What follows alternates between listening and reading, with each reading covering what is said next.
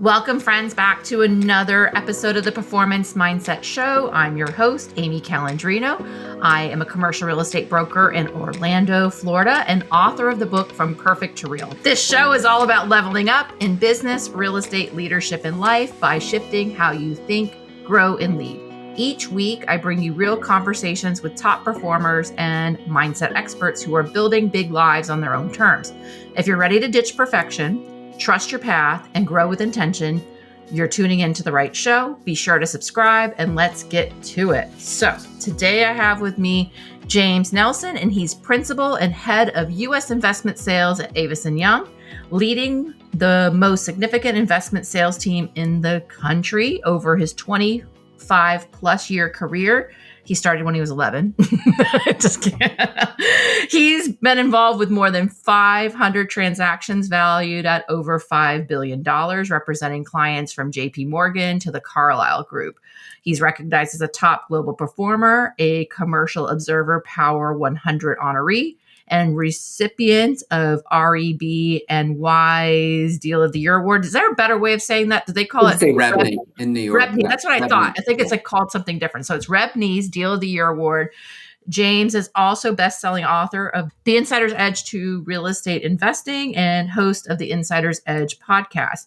Beyond deals and strategies, James is deeply involved in mentorship, education, and philanthropy, guest lecturing at Columbia, Wharton, NYU, and his alma mater, Colgate, serving on boards, including REBNY and SparkYouth NYC, and supporting the next generation of CRE leaders. When he's not working, you can find him with his wife, Allison, and their 3 sons, often at a water polo match or outdoors on an adventure.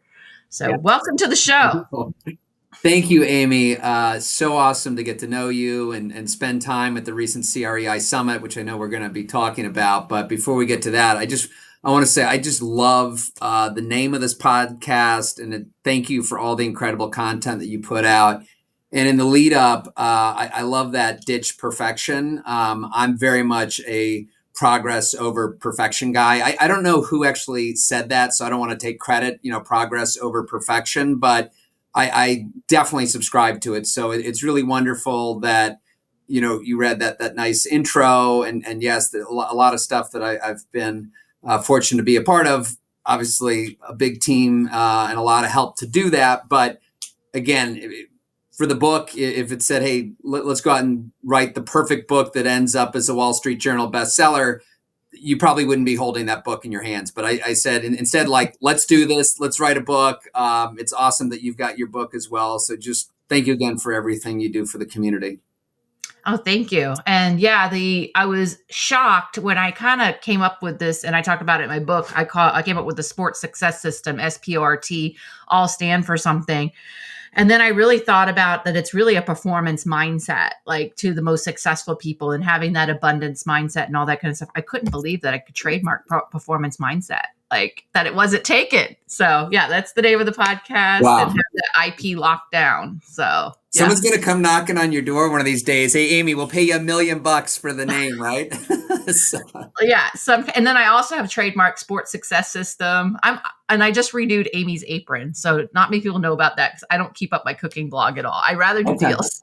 Okay, good. So the last time we saw ourselves was saw each other was the last day of the commercial real estate. I think they're calling it more innovators summit instead of the influencers. It's like what they're considering the I now. We climbed a mountain that morning. Wasn't that amazing? So cool. And I think the best part about it, and it says a lot about you, Amy, is that I think this was at 9:30. It might have even been closer to 10 o'clock at night after the gala. And I said, hey, we're going to go out on the mountain again tomorrow morning. And I mean, the plan was to go out to make it to the top by sunrise. And so I think the start time was going to be, I forget what it was. Did we say 5:30 or something? We had to meet in the lobby at 5 a.m. Yeah. So we met in the lobby at 5 a.m. We had to be at the bottom of the mountain at 5:15. Yeah. And I love that you didn't even hesitate. You're just like, I'm in. I'm like, wow. Because there's a lot of people who, I don't want to say overthink things, but they're like, oh, I've never, maybe, and for all I know, maybe you've climbed a bunch of mountains at 5 a.m. before. But I mean, the point is sometimes people, overthink, and you're just like, I'm in. right? And I really appreciated that about that. Not to mention it was a whole lot of fun getting to do that. Along with our friends Corey and Gabe. So great way to get the day started, and just really a highlight of that great weekend. So wonderful. Well, I think it kind of goes back to performance mindset. So the way I kind of approach my life is sometimes there's very hard things like that you need to do, but you need to like choose your hard. Like, do you want to just like wake up in the like sleep in and then just kind of like roll into the conference, or do you want to and then you're going to be tired the rest of the day, or do you want to like go climb this mountain and you're going to feel amazing because of all like the hormones like going through your body and everything. So I always say to people like choose your hard, and like you think about necessarily like the outcome and playing the tape of like if you do something. So like in that split second you're asking me, I'm like, I know that if I do this, it's going to be hard, but I'm going to feel euphoric and amazing like the rest of the day. Yeah. Just like when I go to New York, I'll bike 10 miles like in the morning before like I go do anything. Great. It's just amazing. Yeah. Awesome. So even though your book isn't brand new, it's got staying power. What's something nobody's asked you about the book that you kind of wish they would?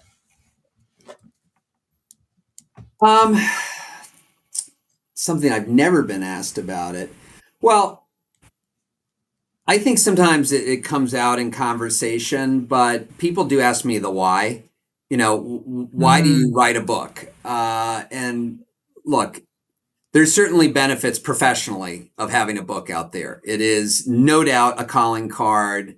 But I think, the real reason, because there's a lot of different ways that you can be top of mind, whether it's social media, whether it's white papers. I mean, you don't have to, write a 300-page book.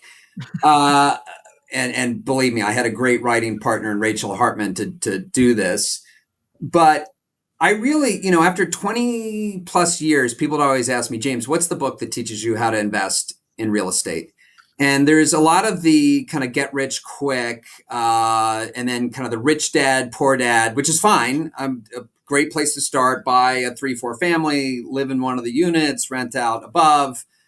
And then there's textbooks, right, that teach you how to underwrite and all this. But I was always searching for a book that kind of gave a narrative of how the whole thing works, and what I love about this book is that I think someone who's completely new to real estate could read this and say, okay, I understand how this whole thing works. Whereas someone who's been doing this for 20, 30 years would read this and say, you know what, I've never thought of it like this. And there are some ways in here where I can step up my game. So hopefully what I've accomplished is that it's accessible enough for everybody, but it can really also help you kind of ramp up. So, in there is kind of the why of really trying to give back and provide some insight into an industry, to an investment strategy that most people just learn by doing. There's no kind of like, oh, okay, this is where you start. And so hopefully I've accomplished that. And that gives me a lot of pride, and happy that I was able to do that. And it's been a little while since I've read it, but I remember too, what I really appreciated about the book was the focus on just doing things like ethically. I recall like a few like examples in the book of like, that, cautionary tales of like what not to do and, how to conduct yourself. And, I think actually Bob, who we'll talk a little bit about your time there at Massey Knackle, but I think he posted yesterday that he lives in this big city, but it's a small town kind of thing. Like, that it really kind of carries with you, like how you conduct yourself in business and do these deals.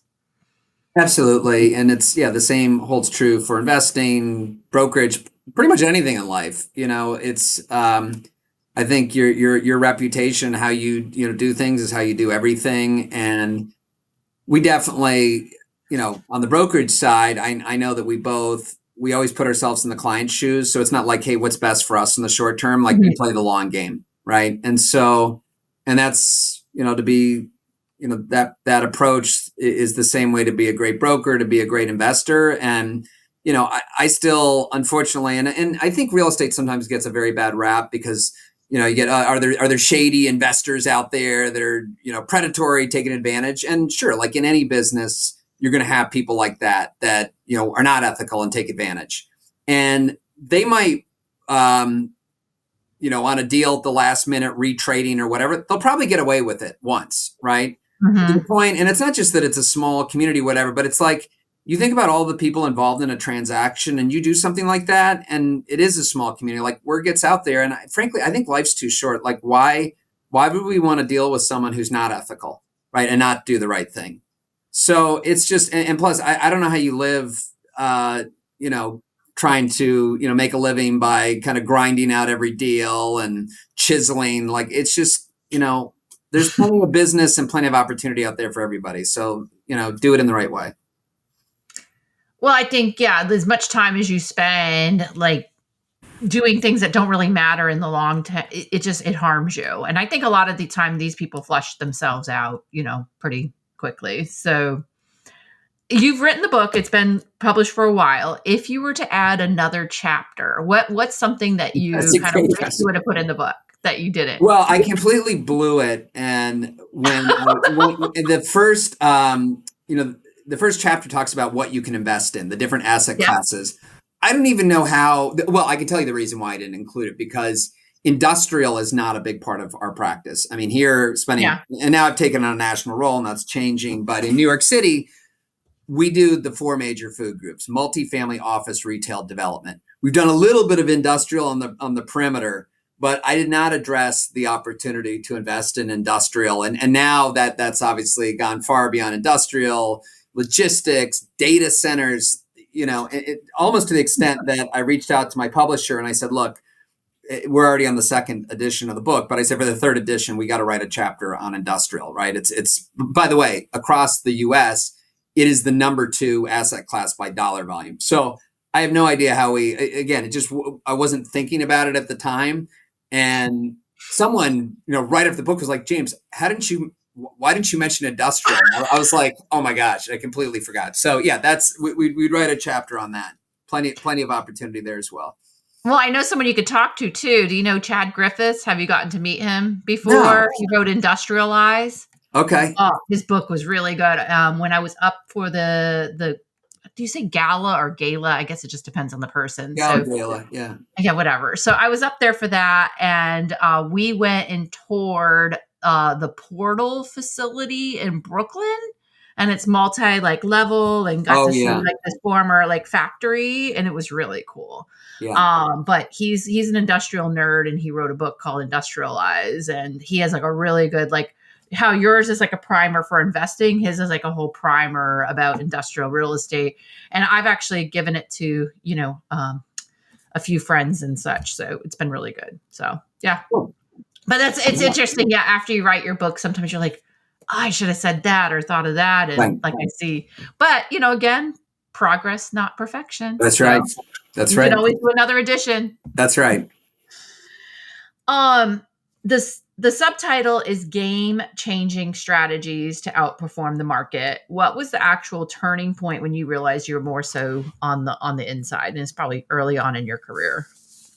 Well, the whole thought process behind the insider's edge, and it's why I think real estate is such an incredible opportunity to invest in, is because you can gain the insider's edge. So if you think about investing in the stock market, theoretically, everybody has access to the same information that's public.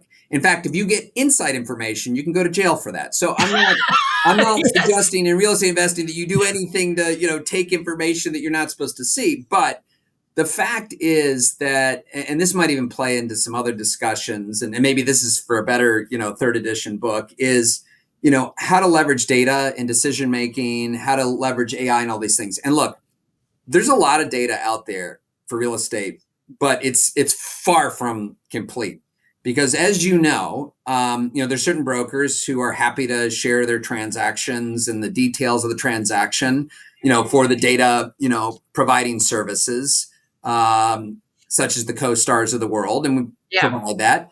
And there's other brokers who say, you know what, that's my knowledge, that's my competitive advantage, I'm not sharing it. So, you'll go in, and I know after we close a transaction, within 5 minutes, I'll get a call, from the co-stars of the world asking to vet the transaction. But I'm sure there's plenty of brokers who don't answer that call, or because a lot of that information is private, you're not going to get a cap rate. You're not going to get, the condition of the property, the lease term, whatever it is. And so the fact that there's never going to be perfect data, that gives someone an advantage who knows the story, who knows who the major tenants are in the market, who knows, maybe they have a competitive advantage on how they're going to build, or maybe they know about an upcoming rezoning where a building is right now industrial, but it's going to have the potential to convert it to residential. And so kind of the more the more you have kind of that inside edge to be a better investor. I think also insider's edge, and it can be applied to a lot of things, is also the people you work with. And do you, are your professionals specialists? I talk a lot about in the book about this is a business of specialization. So don't just go to your generalist real estate attorney who does your, trust and estate work.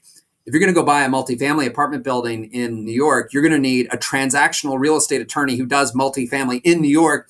And you're probably going to need a landlord, a tenant attorney as well to look at the leases to make sure that everything is in place. So, that's also a way to gain that advantage, is to have that knowledge of how to execute a business plan that others might not know.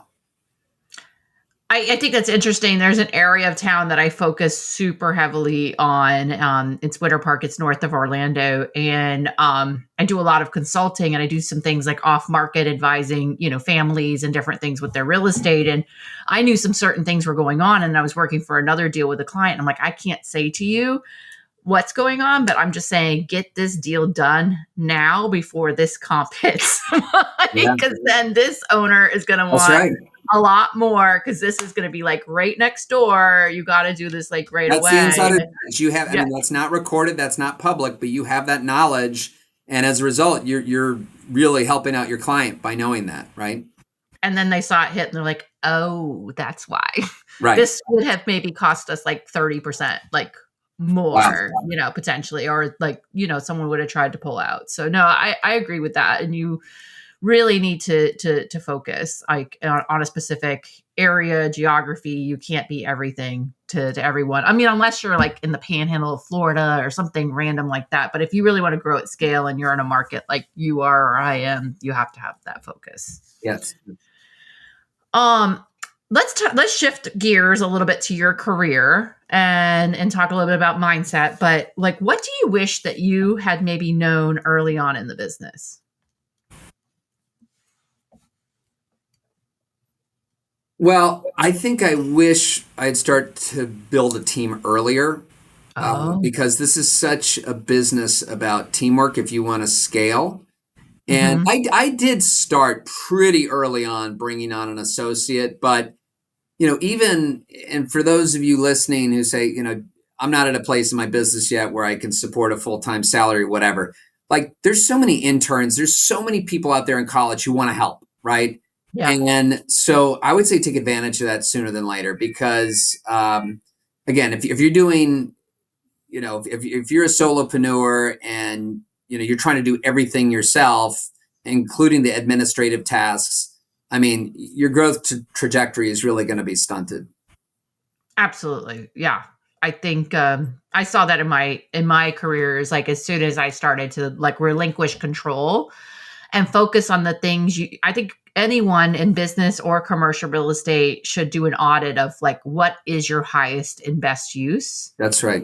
And anything that's not highest and best use, then you need to delegate that and find a way through interns or maybe someone part-time and figure that out. So like I figured out the other day, like between the people on my commercial real estate team, the people that help with my kids, the people that help my house, I'm like, and the people that help my podcast. I mean, I have dozens of people, but that makes it so I can stay squarely focused on commercial real estate transactions, thought leadership, those kinds of things. And I'm not pulled into all the minutia. Yeah.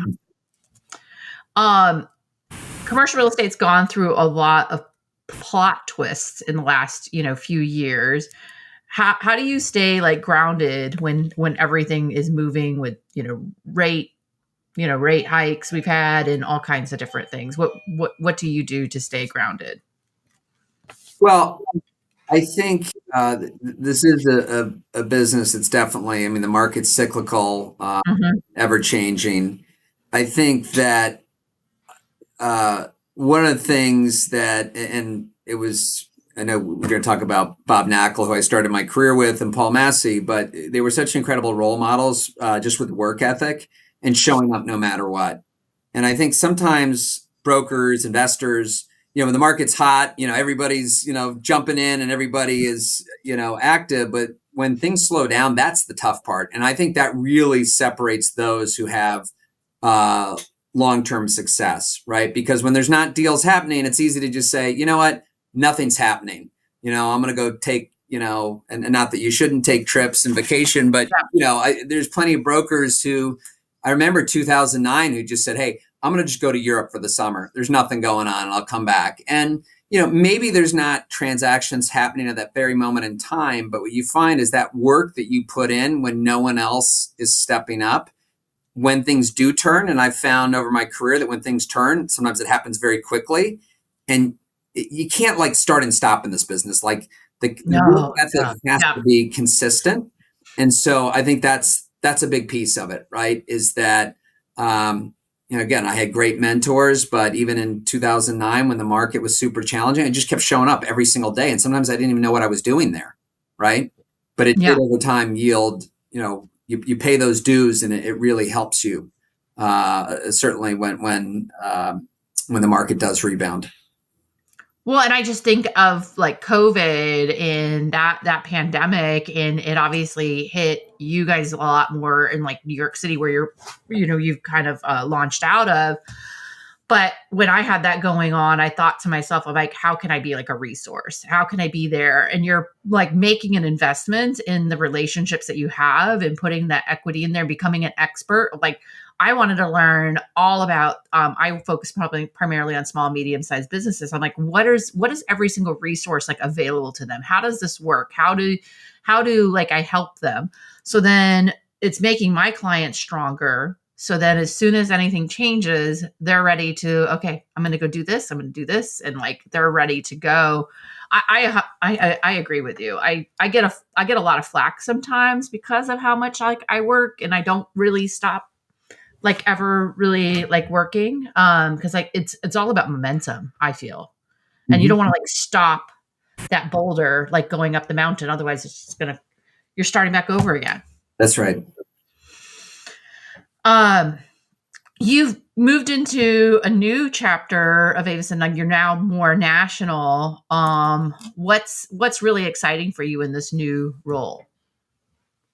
Well, and thank you for asking. So, I mean, after 25 years focused in New York, I've now taken on a national role heading up U.S. investment sales for Avison Young. And what's been super exciting is I think when you have perspective, seeing other markets in the way things are done and trends, and you see what works in cities and what doesn't work, I feel like I can be all the more effective here in New York. And I'm sitting here right now at our office at 530 Fifth Avenue, and I'm still here most of the time. And New York is still a very important market within the US.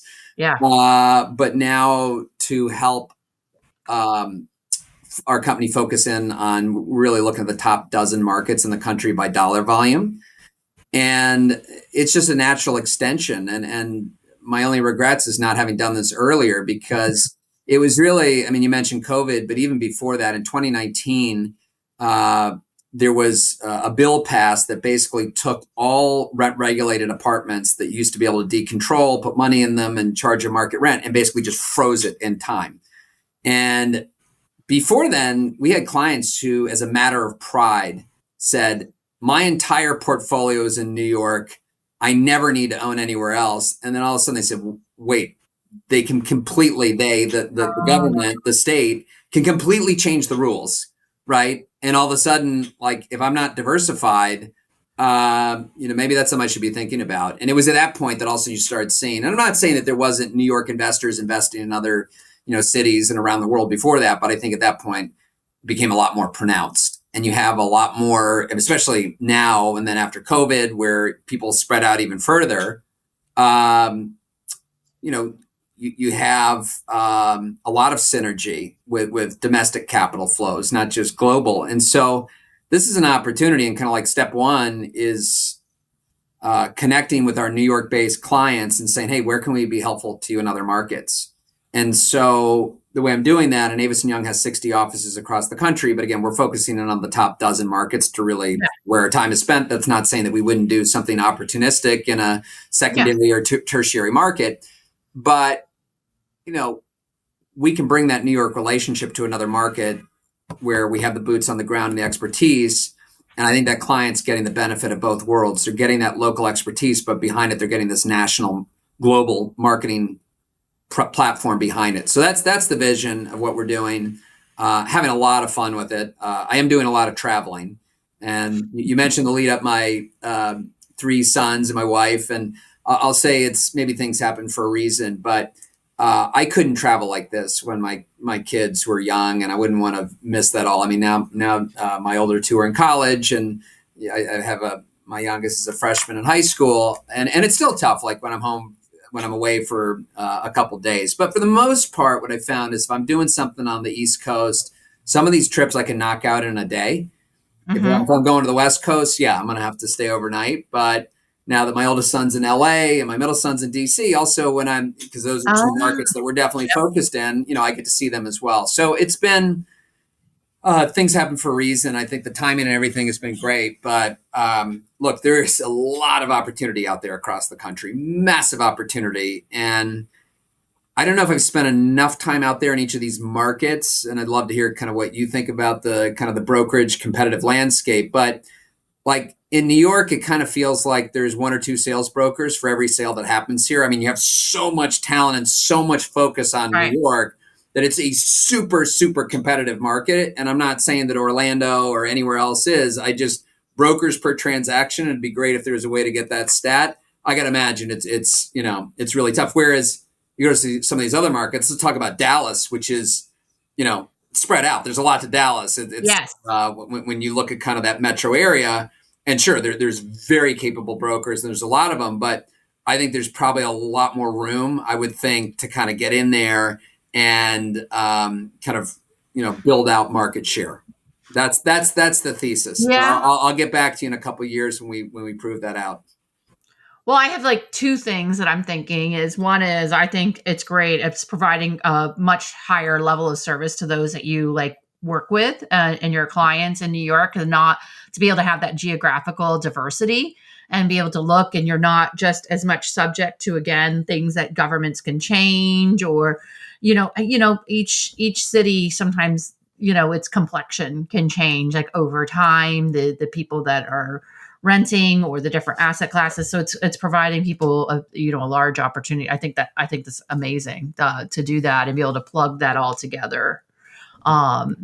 The second thing is, brokers per market. I think there's a much bigger opportunity in Florida, especially in Orlando. Orlando really hadn't really fully built itself out until even just like the last 5-10 years, to where someone could be much more like specialized. We've just about doubled, over the last 20 years. Like, I think our MSA now is over 2 million, but you just look back like 15, 20 years ago, and I think we were less than 1 million. So it's just huge changes for the Orlando area. And I think there's a lot of opportunities in the brokerage market.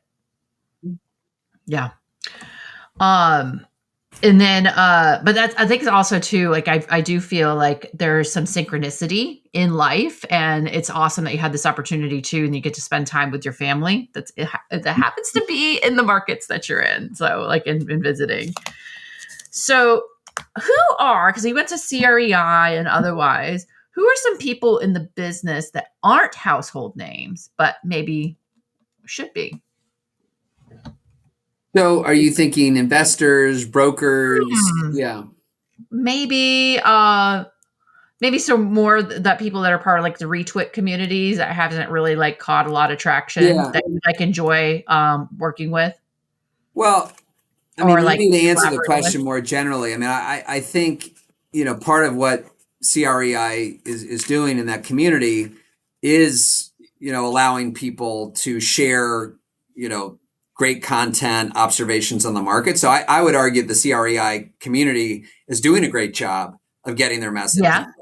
out. I would say, there's a lot of old school owners, families in New York who, they purposely keep a low profile and,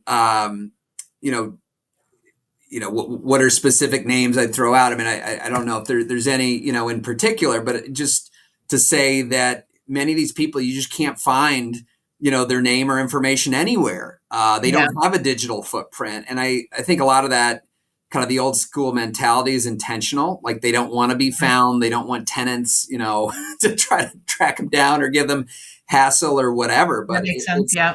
it still amazes me every day. It's like you meet, it's like, I've never heard of this person before and they own, couple million square feet or, portfolio worth over $100 million. And I think a lot of that is just how people choose to conduct themselves. I mean, I think what's interesting and, if you want to, so my podcast, The Insider's Edge to Real Estate Investing, same name as the book, I've had over 250 people on it. And I have had, some guests like Alex Rabin from Peak. And what I talk about in the show is like right from the start, you developed this great brand of what Peak was. And then your social strategy to, it's like you were everywhere. Like it seemed like you were closing a deal every week. I mean, maybe it was the same deal that you were just, kind of reporting on 3 or 4 different ways a month. But really, it gave that footprint.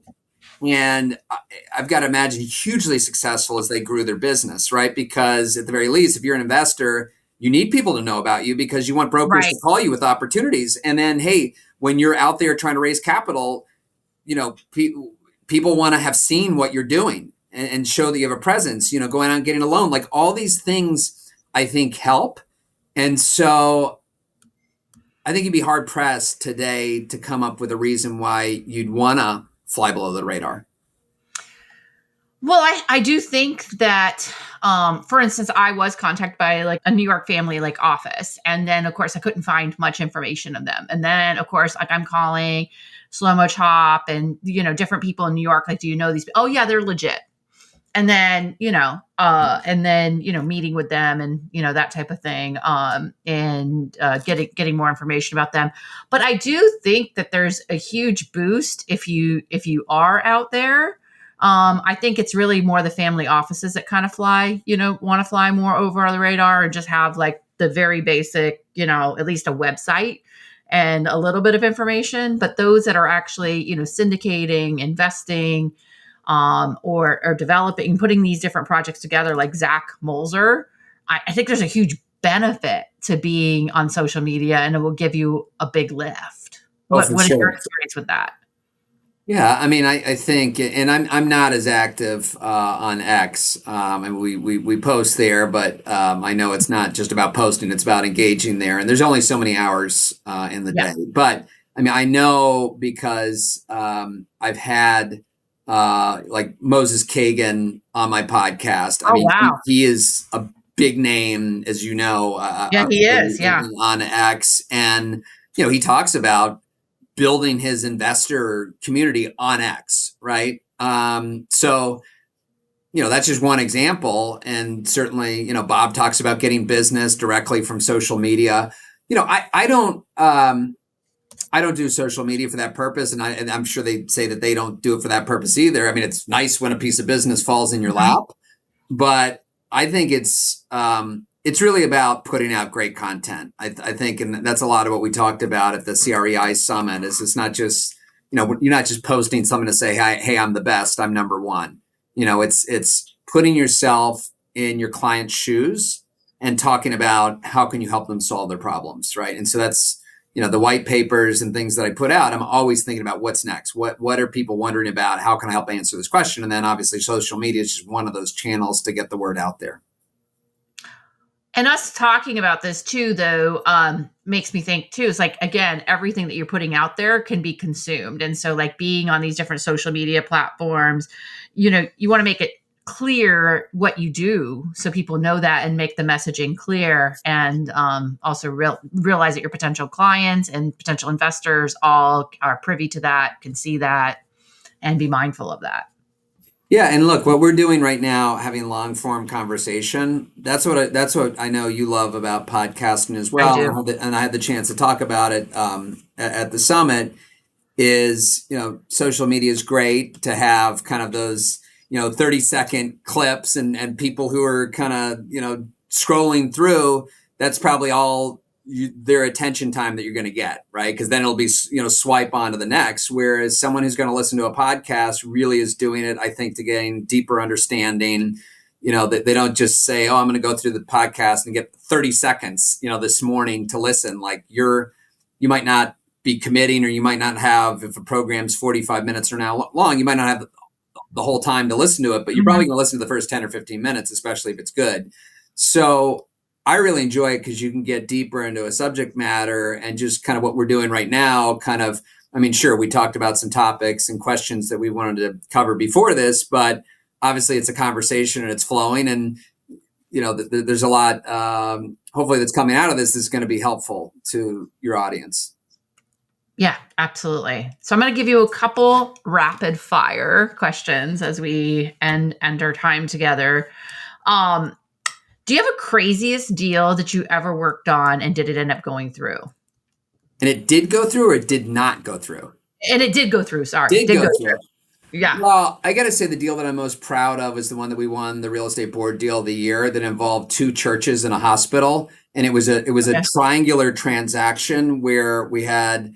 It started with a church that didn't need the church. They were a mission-driven church. They said, "Look, we just need a place where we can do our homeless outreach." So we found another church that we were representing who was sitting on a whole pile of air rights, and so their church was worth a lot more as a development site. So what happened was, we had to sell the site, the church with the air rights, to Yep.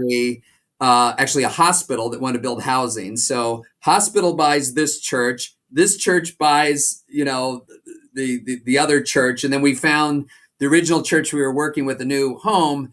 And the thing that we were really excited about is it was like a domino effect. Everything happened to happen at once. And the ingenious aspect, which I think won us the deal of the year, is there was only one deposit that actually cycled through. So the hospital allowed Church A to use that deposit towards the Church B's deposit, and then that church used a little of that deposit to go buy another property. So everything had to like happen at the same time, and miraculously it worked out. That's incredible. Yeah, it was pretty wild. Wow. We have a lot of times in like our market that's super tight, Winter Park, the one I focus on the most, where it's a bit of musical chairs, but I haven't had that many chairs going on at the same Oh time. yeah, yes. That's awesome. What's do you have a favorite failure? Like something that felt like a loss at the time, but has like taught you a lot in life? For sure. So I would say probably this was a couple years into the business, as I was starting to get some, sales under my belt and a track record.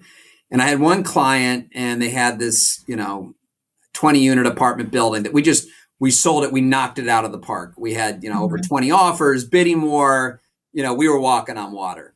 But this client, the crown jewel of their portfolio, was almost 10 times the size of this building. It was a massive $100 million opportunity. Wow. And you would think at the time that I would go in there super prepared and total A game. And I got to admit, we did not pull out all the stops. I was like, we're a lock for this business. We proved that we can do this. And not that we of course always try to present well. But Right. like, I did not treat that pitch like $100 million pitch. And guess what? They hired the competition.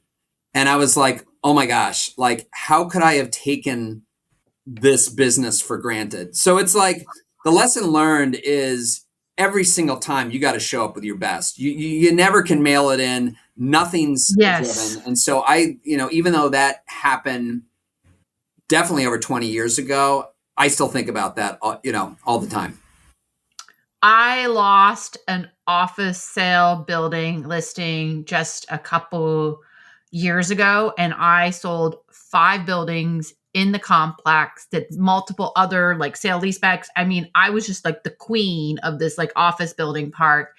And I just assumed that he got my mailer. He showed me the postcard he got from before and all the other postcards he saved. And I didn't really go out those stops either. Now he is on his second broker. He still won't go back. I don't know why he won't. He didn't choose me. He should have choose me. I would have done it, but I totally agree with that. I think somebody mentioned that at CREI Summit too. It's like you can't ever take your existing business like for granted, and I'm sure like that's kind of like been everything to you that you just keep doing that. And I'm not going to ever make that mistake again. Like I'm gonna just not assume that I'm the best and I'm just going to get it.